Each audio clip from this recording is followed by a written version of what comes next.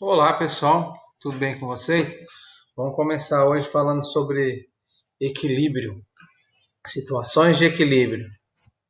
Esse conteúdo ele está na apostila número 3, aula 11, página 32. Então vamos lá. O equilíbrio ele pode ser estático. Quais são as situações que caracterizam um equilíbrio estático? Então coloquei aqui uma pedra sendo pendurada ou sendo segurada pelo menino, a pedra sendo suspensa no teto ou a pedra sobre uma mesa. Então, todas essas situações representam situações de equilíbrio estático. Quais são as características do equilíbrio estático? Aqui também tem o equilíbrio estático, tem um isopor e boiando na água.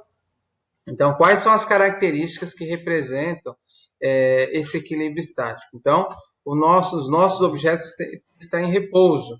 Eles têm que estar em repouso e também a força resultante que atua entre eles tem que ser nula, tá bom? Se está em equilíbrio estático, o corpo está em repouso e a sua força resultante é nula. Qual outro tipo de equilíbrio que nós temos é o dinâmico?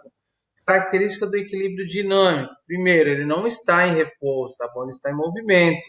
Esse movimento se dá em uma linha reta e ele é constante, tudo bem? Então, o meu movimento, esse corpo está em movimento em MRU, que é o movimento retilíneo, uniforme, velocidade não muda em módulo ou intensidade, nem em direção e nem em sentido, tá bom?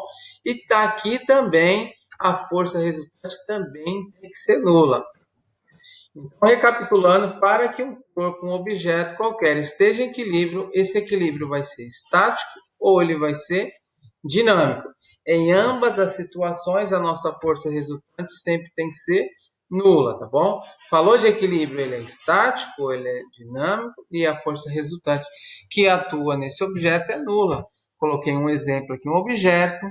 Sobre esse objeto, ele tem massa, ele tem força, peso, que calcula-se multiplicando a massa dele em quilogramas, vezes a aceleração da gravidade em metros por segundo quadrado, e uma força aplicada para cima. Então, se esse objeto está em equilíbrio, então nós temos certeza que essas duas forças, elas terão a mesma intensidade ao módulo, tá bom?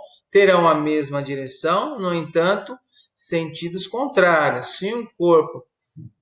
Se nesse corpo atuam duas forças e eles estão em equilíbrio, então podemos afirmar que essas duas forças terão mesma direção, mesmo módulo e intensidade e sentidos contrários. Vou resolver o exercício 3 aí da apostila, página 32. Um caderno tem massa igual a 100 quilogramas. Então nós temos que, primeiramente, a massa foi dada em gramas, só quando eu precisar calcular a força-peso, isso daqui tem que estar em quilograma. Então tem que saber transformar de grama para quilograma. De grama para quilograma, eu divido esse número por 1000, ou a vírgula anda 3 casas para a esquerda, seria 1, 2, 3. 100 gramas é igual a 0,1 quilograma. Agora vamos continuar. Que força em Newton você deve realizar para equilibrar um caderno? Então, o que nós temos? Esse caderno sofre a ação da força gravitacional, que é a força-peso, que é mg para baixo.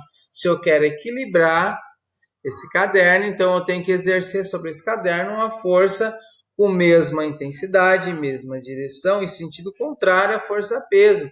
Então, o módulo da força F1 tem que ser igual ao módulo da força-peso.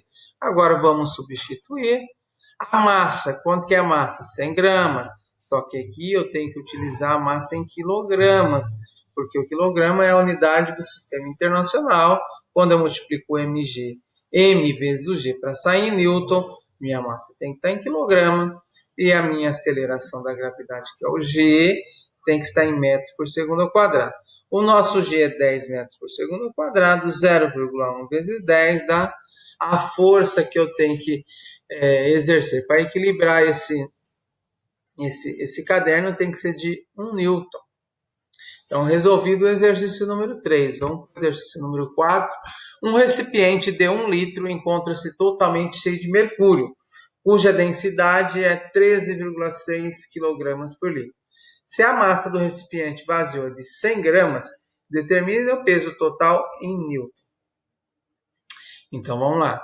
Então, é o seguinte, ele quer determinar a massa, determina o peso total em Newton. Então, nós temos que determinar a força-peso, tudo bem? A força-peso é a massa vezes a gravidade. No entanto, aqui a massa que nós vamos ter que utilizar, ele está querendo o peso total. Então, nós vamos utilizar a massa total. Quem que é a massa total? É a massa do recipiente mais a massa do mercúrio, da substância que foi colocada dentro dele.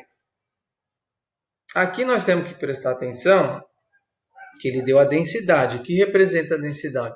13,6 kg por litro. Ou seja, em cada 1 litro de mercúrio, nós teremos uma massa de 13,6 kg. Como o recipiente tem 1 litro e nós enchemos esse recipiente com mercúrio, então eu tenho 1 litro de mercúrio. Se eu tenho 1 litro de mercúrio, esse 1 litro de mercúrio vai representar 13,6 kg. Lembra? Aqui eu coloco a quantidade de massa, então nós vamos substituir, 13,6 kg, a quantidade de mercúrio que está dentro do recipiente, mais um recipiente. O recipiente é 100 gramas, converto para quilograma, divido por 1.000, 100 dividido por 1.000 dá 0,1, vezes, estamos aqui na fórmula, né? Somamos as massas, vezes a aceleração da gravidade, que é 10. Tudo isso, então, vai dar uma força de 137 newtons. Pessoal, então está encerrada a nossa aula número 11. Até mais e um grande abraço.